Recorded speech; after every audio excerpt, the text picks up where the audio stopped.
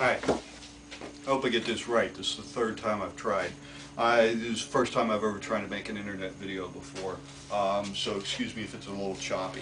Here's the deal, nice and short and sweet, as short and sweet as I can make it.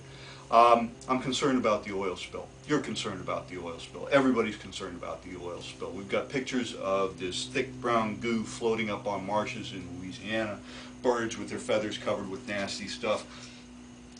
I'm watching TV last night, and I'm looking at it, and I'm realizing I've got a picture in my head, and I'm realizing it's the wrong picture to have. And I think that a lot of people have that wrong picture, and I want to talk about that picture and why it's wrong.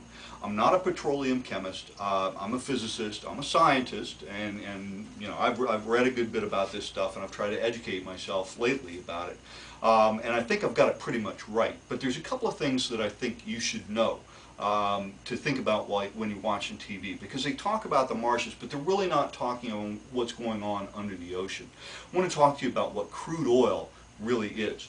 And the thing that made me realize this, so I'm watching the news and I'm thinking of crude oil as being something like this.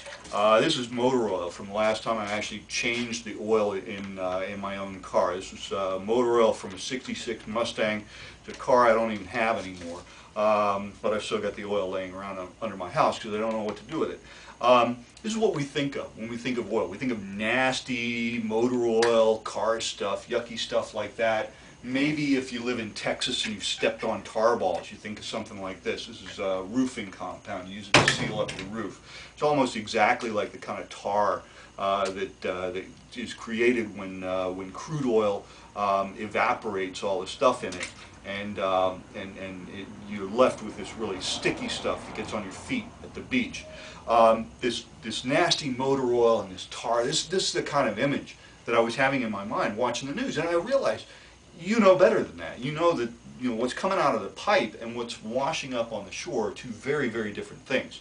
When oil comes up to the surface, it warms up. And when it warms up, stuff that's in the oil boils away, and so the stuff that actually gets to the marsh is the stuff that doesn't boil away. Crude oil is made up of a lot of different stuff. When we take it to a refinery, you heat it up, you boil stuff off, and you take off these different compounds that you use in different ways. Okay, so what's really coming out of the pipe? This is coming out of the pipe. The motor oil and the tar is coming out of the pipe, but that's not all that's coming out of the pipe. There's really light stuff coming out of the pipe. Really light stuff like butane. Butane, like what you put in your Zippo lighter, right? We all know what that's like. Butane is really light, really volatile compound. It evaporates really quickly and really easily, as long as it's on the surface and it can evaporate into the air. If it's under the ocean, then it's floating around with all the other oil. Really close to butane is naphthalene. Here's some paint thinner, right? Paint thinner is very much like naphthalene. That's part of what's in the oil. These are two of the lightest compounds. They're two of the first to evaporate once the oil gets to the surface. But until it gets to the surface, that's in the oil. There's other heavy stuff. There's this heavy motor oil. There's lubricating oil like this chainsaw lube, which is a little bit cleaner than my motor oil. Okay. There's stuff like, and I think I almost used all of this up. There's kerosene. There's fuel oil. There's diesel. These really heavy fuels that don't evaporate very easily. A lot of that is probably coming to shore, but you've got some kerosene in there. This is old lamp oil kerosene, and that's in there. That's probably coming ashore. There's all these things in the oil, and these aren't really the things that we care about. This is not why we're drilling oil wells a mile under the water. All of these things are byproducts that are useful for something, and they're what's left after we've taken away everything but the gasoline, right? And I think what we're kind of losing sight of is why we're getting the oil up in the first place. We're not getting up to get tar and brown goo that's going to cover the swamps and stick to it. We're bringing it up to get this. We're bringing it up to get gasoline. 40% of the of crude oil is gasoline, right? That's not really something that's coming across in the videos. 40% of what's coming out of that pipe is gasoline, right? The stuff that smells really strong when you put it in your car. You get a couple of drops on your foot, and you know, it'll stink all day. You get it on your arm, it'll irritate your arm, it'll get red, it'll get itchy. It's highly flammable, which is why the Coast Guard is able to light this stuff up in the middle of the ocean. It has other interesting properties too. When I first started making the first bad rev of this movie, I tried putting it in a Dixie cup, right? Look what it does to a Dixie cup. It turns it into rubber. That's gasoline, right? It's caustic. It's a solvent. It dissolves stuff. It's not friendly stuff. In addition to all of this, there are little side compounds like this here. This is paint stripper, right? It's made of xylene and toluene. It's closely related to benzene, and there's some benzene in the naphtha that comes up. It's not a major component of the oil, but there's usually some there. When we want to make stuff like this, we have to use a chemical factory. But there's some there. And by the way, if I read the side of this, this product contains chemicals known to the state of California to cause cancer and birth defects and other reproductive harm. So I don't want to drink that.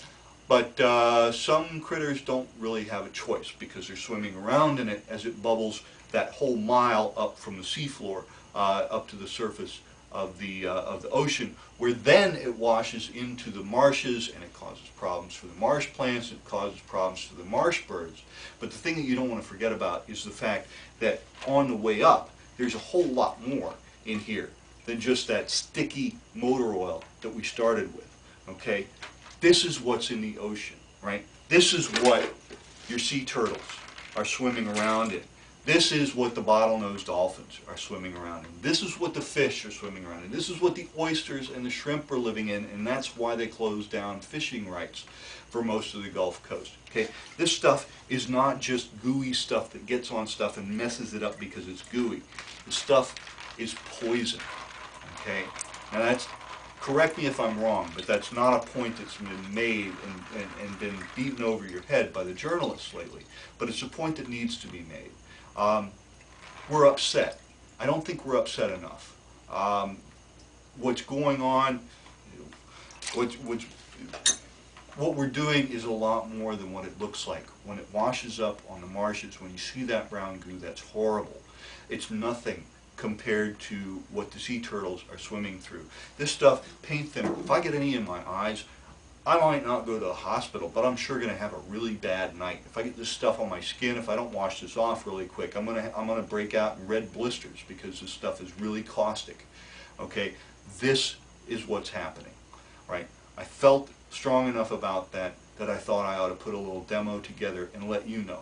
If you think that's interesting, please pass it along, because I think we all ought to know about this. All right? Sorry, not a happy message. That's the way it goes. Have a good night.